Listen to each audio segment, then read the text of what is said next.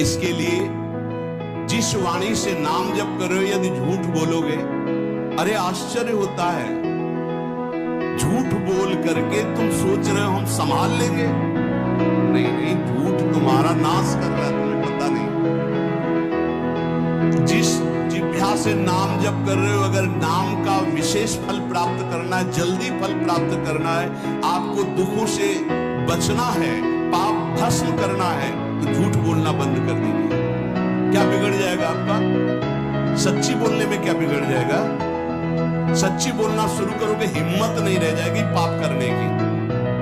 ये जो पाप करने की तुम्हारी हिम्मत पड़ रही, झूठ बोलने के कारण पड़ रही। नहीं, असत्य संपातक पुंजा, सबसे बड़ा पाप झूठ बोलना। उससे क्या होता है? हर चीज हम छुपाना चाहते हैं। किससे? उस सर्वज्ञ परमात्मा से, गुरुदेव से। नहीं, झूठ नहीं। नाम इसीलिए नहीं चल पा रहा। थोड़ी दिन नाम चलाएंगे छूट जाएगा, क्योंकि आप झूठ बोलते हैं, पापाचरण करते हैं। अगर नाम को चलाना है तो नारायण स्वामी जी कह रहे हैं, पहली बात मौन का आश्रय लीजिए, कम बोलिए, अधिकतर चुप रहना सीखिए, तभी नाम चला पाएंगे। जो कार्य कर रहे हैं आप उस पर ध्यान दें, उस कार्य को एकाग्रता पूर्वक करें, वाणी को मौन रखें, उस वाणी से धीरे धीरे नाम उच्चारण करें। कम से कम 24 घंटे में 4 घंटे मौन का तो सबको अभ्यास कर लेना चाहिए। 24 घंटे में 4 घंटे मौन का। वो ऐसे ऐसे वो दिमाग में कहेंगे हम 6 घंटे मौन रहते हैं, कब बोले जब सोते हैं तब। आप 4 घंटे को हम 6 घंटे मौन रहते हैं, 24 घंटे में हम 6 घंटे मौन रहते हैं। बहुत बुद्धिमान है। बोले आप 4 घंटे कहते हम 6 घंटे मौन रहते हैं, तो कब आप मौन रहते हैं? बोले जब सोते हैं तो 6 घंटे सोते, मौन ही रहते हैं।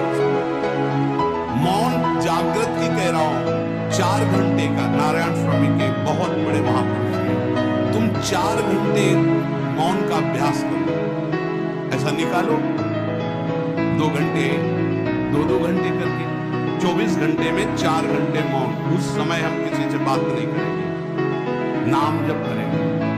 कार्य करो, कार्य करने के लिए मना नहीं कर रहे हैं। कम बोलो। आजकल लोग अपनी जीवनी शक्ति को बोलने के द्वारा बहुत नष्ट कर रहे हैं, व्यर्थ की बातें करते हैं। 4 आदमी चल रहे हो, आप पीछे चलिएगा, सुनते बेमतलब की बातें। नाम जब नहीं होगा वो डिलीट नहीं होगी, वैसे ही बनी रहेगी, अगले जन्म के लिए तैयार हो रहा है। इसलिए नाम यदि सिद्ध करना है, नाम का फल लेना है, नाम का आनंद लेना है, तो वृथा भाषण बंद करो, बेकार की बात बंद करो। जितना कम बोलने से काम चल जाए उतना। सामने वाले को बोलने दीजिए, आप बीच में नाम चल रहा है, जी नाम चल रहा है। जब कोई आवश्यक बात हुई, पवित्र शब्द बोल दिया, नहीं चुपचाप सुनो। उसको लग रहा है कि आप संभाषण कर, मान रिश्तेदार है, नातेदार है, मित्र। अब आप व्यवहार में हैं, आप सीधे ये तो नहीं कह सकते हमसे बात मत करो। नहीं, हाँ बात कीजिए, लेकिन आप कम बोलिए, उसको बोलने दीजिए, आप नाम जप कीजिए। जरूरत भर बात कीजिए। बात में भगवान की चर्चा हो तो कोई बात नहीं, अगर प्रपंच की चर्चा है तो बचने की कोशिश कीजिए। अपने संबंधियों, अपने दोस्तों, अपने व्यवहारियों से व्यवहार, दोस्ती, संबंध शिथिल कीजिए, तभी नाम में प्रीति होगी। अगर ये जब हमारे दोस्त आ गए हैं तो फिर वो दोस्त छूट जाएगा नाम, अब बातें शुरू हो गई प्रपंच में। धन्य है ऐसी बुद्धि जो प्रियजनों से भी संभाषण केवल भगवत वाक्यों का, अन्यथा नहीं। इसीलिए इस मार्ग को वर्णन करना बहुत कठिन है। एक ऐसा तुम्हारा निवास स्थान होना चाहिए अलग, जिसमें अपने रिश्तेदार, नातेदार, व्यवहारियों का प्रवेश न हो। आपकी शैया अलग होनी चाहिए। अगर नाम जापक नाम सिद्ध करना चाहता है, नाम का फल लेना चाहता है, नाम निरंतर चलाना चाहता है, तो जिस आसन पर आप बैठते हैं उसी में प्रपंची, विषयी, सांसारिक वृत्ति वाले बैठेंगे तो भजन की वृत्ति नहीं बन पाएगी। एक ऐसा वैसे होते हैं घरों में बैठने वालों का अलग, लेकिन साधन कक्ष अलग होना चाहिए अपना। किसी का यदि प्रवेश न हो तो आप देखेंगे कि आपके साधन के परमाणु आपको वहां बैठते तत्काल विक्षेप रहित करके भजन में लगा देंगे। अगर घर में ऐसा कुछ ना हो तो एक आसन अपना अकेला रखें, जिस पर आप शयन करें वो आसन केवल आपका ही होना चाहिए। अगर वो सार्वजनिक बैठने के लिए ही है, ऐसी व्यवस्था नहीं, तो आसन समेट कर अपना अलग रख दीजिए और दूसरे आसनों पर बैठा लिए, फिर वो आसन हटाकर जब आप शयन करें तो आपका आसन होना चाहिए। इसका बहुत बड़ा प्रभाव पड़ेगा। कोई भी ऐसा दृश्य या पुस्तक ना पढ़े जो वासनात्मक हो और प्रभु के नाम से आपको विमुख कर दे। अखबार आदि, समाचार आदि, ये हमारे चिंतन को नष्ट करते हैं। अगर नाम जप करना है, निरंतर नाम स्मृति बैठानी, एक घटना कई मिनट तक विक्षेप देती है। ऐसा हुआ, कैसे लोग हैं। अब उसमें तो समाचार ही हो रहे हैं, सैकड़ों बातें हो रही, पेपर है तो सैकड़ों बातें लिखी हैं, क्या क्या, अब वो सब दिमाग में भर गए। इतना व्यसन है किसी किसी को पेपर पढ़ने का, समाचार पत्र पढ़ने का, कि सुबह होते ही वो विरह में रहते हैं कि पेपर आया तो मिला, तो ऐसी एकाग्रता से पढ़ते हैं जैसे वेदांत चिंतन करने वाला वेदांत चिंतन। चश्मा लगा, चाय रखी, ठंडी हो रही, उससे मतलब बीच बीच में चाय और चश्मा से और पूरे दिमाग में वही। अब क्या करेगा, जो पढ़ा है उसका चिंतन बनेगा, वही बोला जाएगा। अब जहां चार मिले तो तुम्हें पता है उत्तर प्रदेश में ये हुआ, मध्य प्रदेश में ये हुआ, चर्चा दिमाग। नाम जापक पूज्य श्री नारायण स्वामी के। अखबार पढ़ना, दुनिया भर के प्रपंच की जिसमें बातें हैं, ऐसे समाचार, ऐसे टेलीविजन देखना, ये तुम्हारे हृदय में नाम नहीं चलने देंगे, तुम्हारी स्फुरणा को गंदी कर देंगे, बेकार का वक्त खराब होगा। इसलिए अगर आपको पढ़ना ही है तो धार्मिक ग्रंथों को पढ़िए, अपने इष्ट संबंधी ग्रंथों को पढ़िए नाम जपने के लिए। किसी को कभी वचन न दे। पांचवा, बहुत बहुत पॉइंट की बात है, यदि आपने किसी को वचन दे दिया और पूरा नहीं किया तो भजन का फल वहां जाएगा, ध्यान रखिए। यही हमसे सब त्रुटियां होती रहती है अपने लोगों से। जाओ आज वचन दे दिया, हम ऐसा नहीं करेंगे, नहीं करेंगे चाहे मर जाए। अपने लोग ऐसे फिसड्डी हैं कि शाम के वचन देते हैं और सुबह फिसल जाते हैं। 2-4 दिन बोलते बहुत चला, फिर फिसल जाते हैं। बोले कसम से आज से ऐसा नहीं। तो आप इसको खिलवाड़ न समझे, आपके सुकृत नष्ट हो रहे हैं, वासना आपके सुकृतों को नष्ट कर रही है। दूसरा, जैसे आपने किसी से कहा कि मैं शाम के 5 बजे आ जाऊंगा, तो 5 बजने में 5 मिनट कम होने पर आपको पहुंच जाना चाहिए। 5 मिनट ओवर होने पर, उसके पहले ही आपको, ये संतों के जीवन में देखा गया, समय का बहुत बड़ा जीवन में अस्तित्व है। अगर आप किसी को समय दें, फिर उसमें प्रमाद स्थिति नहीं होनी चाहिए। 5 मिनट पहले पहुंचिए। समय दिया है किसी को तो 5 मिनट पहले उसको इंतजार ना करना पड़े। रात को सोते समय नाम जापक उपासक विचार करें, मेरा नाम किन किन कार्यों में छूटा, मेरे से कौन कौन सा पाप हुआ, मैंने कौन सी आज गलती की जो नहीं करना चाहिए, और उसे डायरी में नोट करें। नारायण स्वामी कह रहे दूसरे दिन सावधानी पूर्वक वो गलतियां ना होने पावे जो हमने आज की। जब उपासक सत्य बोलना स्वीकार करता है तो उसके हृदय में डर जागृत हो जाता है। ध्यान रखना, डर ये माया के द्वारा प्रेरित है। अगर व्यापार में सत्य बोलेंगे तो पैसा अधिक नहीं आएगा, अगर हम सत्य बोल दिए तो डांट लगेगी, अगर हम सत्य बोल दिए तो सब लोग जान जाएंगे मैं ऐसा गंदा हूं। सच्ची मानिए, सत्य बोलने का नियम ले लीजिए, आप निष्पाप हो जाएंगे, आप महात्मा बन जाएंगे अंदर से। कोई भी पापाचरण आपके जीवन में नहीं रह जाएगा। भगवान का नाम सत्य है, उस नाम को चलाने के लिए झूठ बोलने वाला नाम को कैसे चला सकता है? सत्य बोलने से यदि तुम्हारा नुकसान हो रहा है तो तुम सह जाइएगा। नारायण स्वामी कह रहे उससे बड़ा लाभ आपको श्री भगवान प्रदान करेंगे। आप सत्य बोलिए।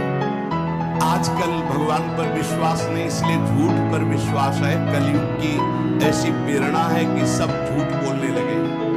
कोई डरता ही नहीं झूठ बोलने में, पूरा का पूरा। जैसे नहीं कहते कुछ तो सत्य होगा, ऐसे ऐसे महानुभाव हैं कि 100% झूठ बोल जाते हैं, 100%।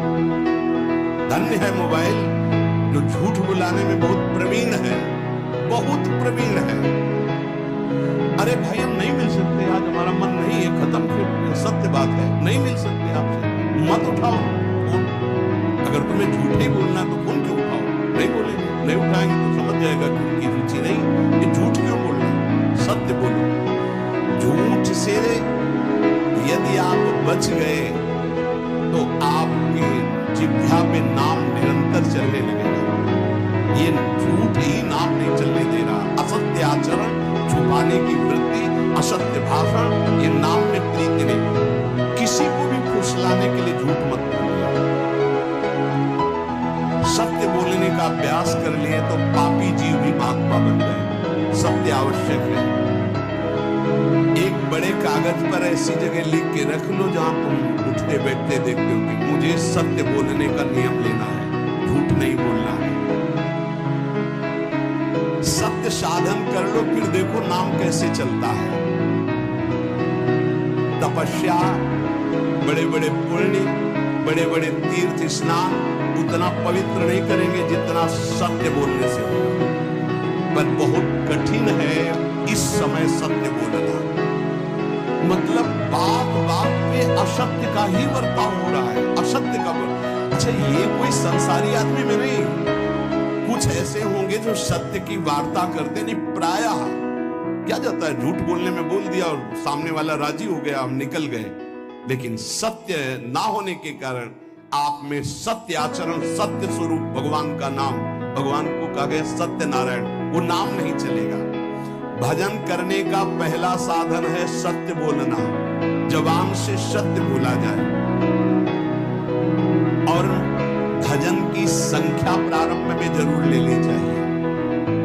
यदि 10 माला का नियम लिया, 20 माला का नियम लिया, तो उसे निर्वाह करो। जैसे यहाँ शरणागति मंत्र मिलता है तो 11 माला प्रारंभ में दी जाती है कि आपको करना ही है, ज्यादा हो जाए वो ठीक, 11 से कम वो कभी जीवन में नहीं।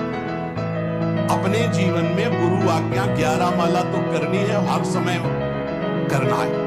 पर ये मन थोड़े दिन तो नियम में चलेगा, इसके बाद छोड़ देगा। दीक्षा तब लेनी चाहिए जब गुरु आज्ञा पे चलने की हिम्मत हो, नहीं तो ऐसे ही नाम जप करो।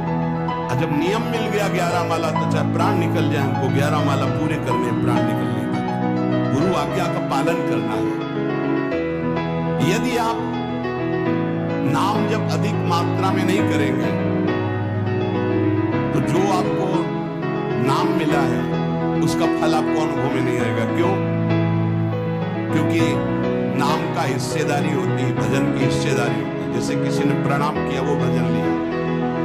गृहस्थी को इसीलिए मना किया कि रास्ते में परिक्रमा मार्ग में हलवा पूरी ये सब बट रहा है, हाथ मत फैलाओ।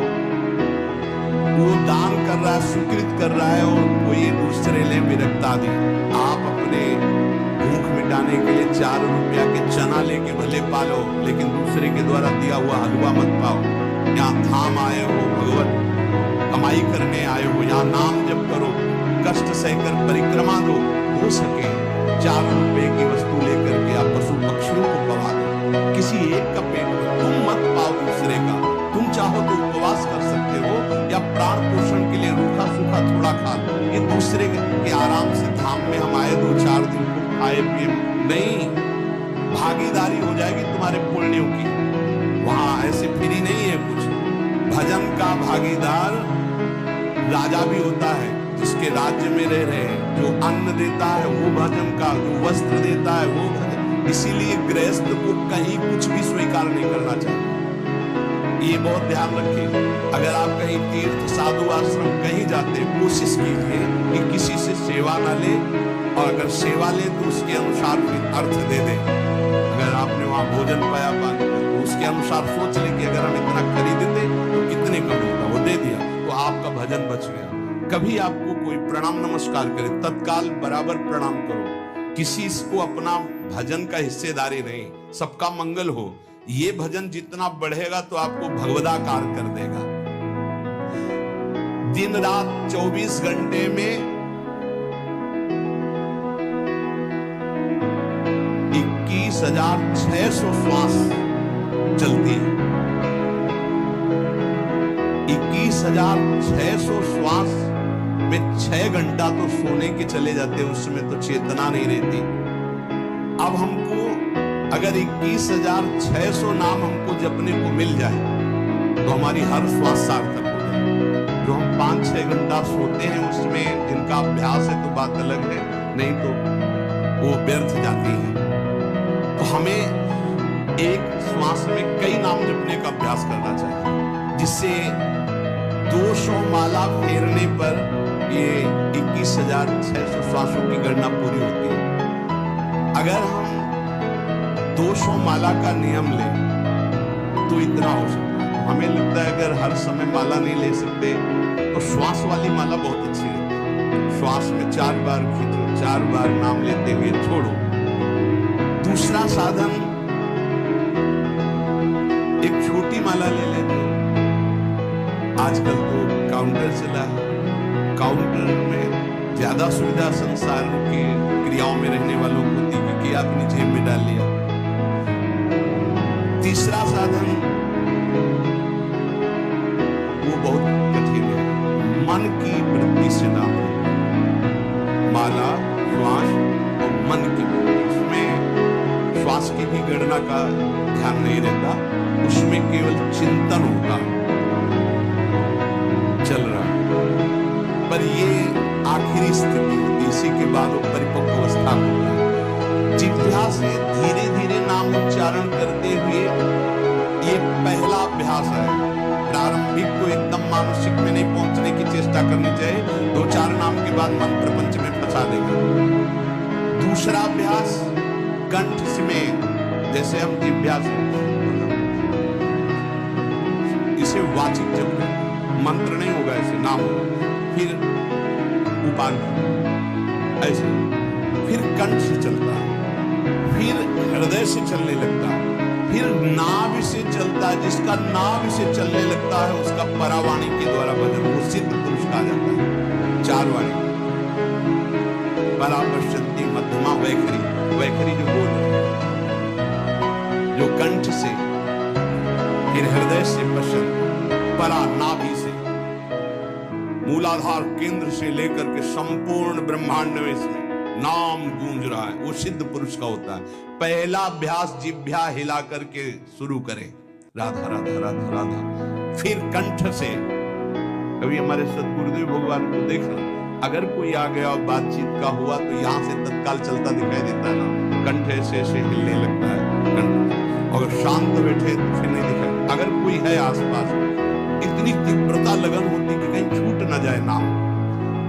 कंठ से विशिष्ट अभ्यासी का, फिर हृदय से परिपक्व अभ्यासी का, और नाभि से सिद्ध महापुरुष का, परावाणी से चलता है।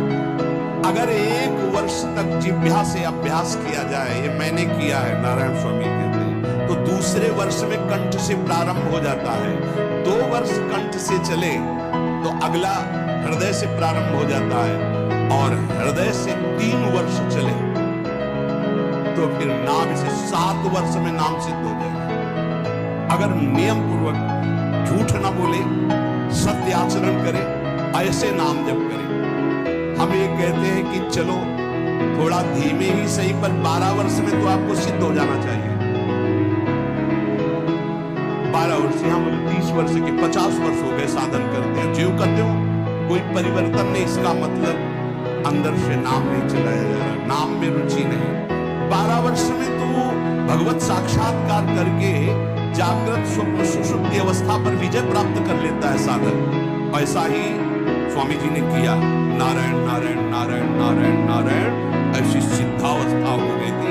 एक टाट की लंगोटी, एक रस्सी कमर में, बस। बड़े ही उच्च कोट और बहुत बड़े अरब खरबपति घर के बालक थे।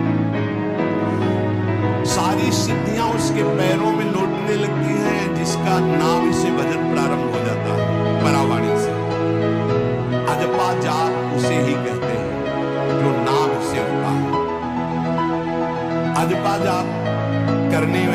दशक में जो अजपा जाप करने की चाह रखते हैं, पहला भोजन पर ध्यान दें, सात्विक भोजन, पवित्र भोजन।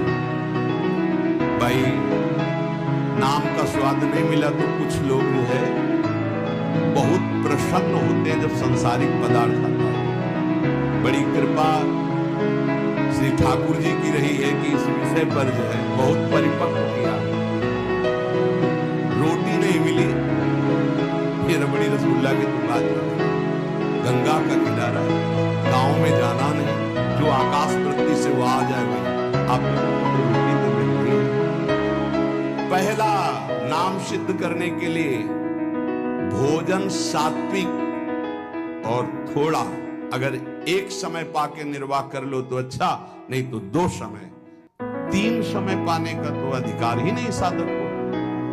भगवान की बड़ी कृपा है, जब भूख थी तब था नहीं, और जब है भोजन दिखा तो बड़ा लीला बिहारी। जब भूख थी तब भोजन नहीं, और जब भोजन है तो नियम कानून इसके लग गए हैं, ये इतना।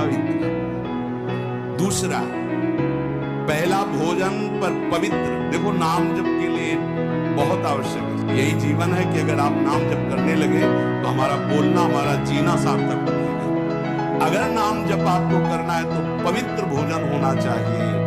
2 टाइम भोजन पाना है तो थोड़ा थोड़ा पाओ, पेट ना भरने पाए, ऐसा ना लगने की वजन बढ़ गया है। वजन बढ़ गया है तो भजन घट गया है, वजन घट गया तो भजन बढ़ गया है।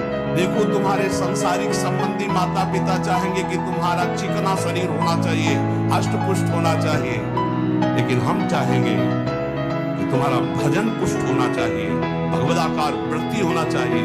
शरीर तो आज है, कल नहीं रहेगा, चाहे जितना चिकना कर लो। संसारिक माता पिता के प्यार में और गुरु के प्यार में यही अंतर है। वो आपके स्वरूप को पुष्ट करेगा तो शरीर तो अपने आप, मन प्रसन्न है तो वो स्वस्थ है, अस्वस्थ होने पर भी स्वस्थ है। अगर शरीर स्वस्थ है और काम वासना है, नाना प्रकार की चिंताएं, ये थोड़ी माता पिता दूर कर पाएंगे। वो तो तपस्या और साधना से ही दूर होती है, ध्यान रख लीजिए। अधिक भोजन पाना, शरीर को बहुत पुष्ट बलवान कर लेना, तो हर इंद्रियों को भोग देना पड़ेगा आपको। वो कोई तपस्वी होता है, जो तपस्वी होता है वो संयमी होता है, जो संयमी होता है उसके चर्बी नहीं होती। ध्यान रखना, युक्ताहार विहार से प्राण पोषण के लिए केवल शरीर में अन्न जाए तब नाम में प्रीति होगी। खाते खाते अनेकों जन्म व्यतीत हो गए, वर्षों व्यतीत हो गए, अरे अब तो भजन कर लो, कहां तक खाओगे? ये नरक कुंड है, डाला मिष्ठा बन गया। नींद एक नियम बना लो कि इतना ही सोना है। पता नहीं सोने में कौन सा सुख, नींद में केवल एक बात का सुख होता है, आपका संसार का चिंतन नहीं होता तो आप तो शांत रहते हो, सुख होता है, लेकिन वो तमोगुणी सुख है। अगर आप जागृत में संसार का चिंतन न होने दें और भगवत चिंतन कर रहे तो आप महापुरुष हो जाएंगे। सो सो के जीवन क्यों बर्बाद करेंगे? एक टाइम रखिए सोने का, बस। ये कोई तुम्हारा सुख नहीं है, ये तमोगुणी सुख है। निद्रा आलस्य प्रमादोत्तम तत्तामस उदाहरण। एक बात सुनो, यद तज्ञे विष में परिणामे अमृतोपमम्, जिसमें विष जैसा शुरुआत में लगता है उसका परिणाम अमृत होता है, और जिसकी शुरुआत अमृत जैसी लगती है उसका परिणाम विष होता है। प्रातः कालीन उठ करके सत्संग में आना विष जैसा लगता है, लेकिन उठ के आ रहे हो तो इसका फल अमृत होगा। ब्रह्म मुहूर्त में सो रहे हैं, जीवन बर्बाद कर रहे हैं, अरे ब्रह्म मुहूर्त में उठिए, स्नान कीजिए और सच्चिदानंद भगवान में चित्त को जोड़िए। ये विष जैसा लगता है, परिणाम अमृत जैसा होता है। तीसरा, 24 घंटे में 1 घंटे का तो एकांतवास करना सीख ही लो, चाहे गृहस्थ हो चाहे कोई भी। 1 घंटे हमसे कोई बात नहीं करेगा, अपने दरवाजा बंद, थोड़ा 1 घंटे कोई ऐसा समय निकालो इसमें चित्त को केवल श्री कृष्ण से जोड़ो, प्रियालु से जोड़ सको। चौथा, विरक्त साधक, तकिया गद्दा, ये सब चीजें अगर लगा के सोओगे तो नाम जप नहीं होगा। देखो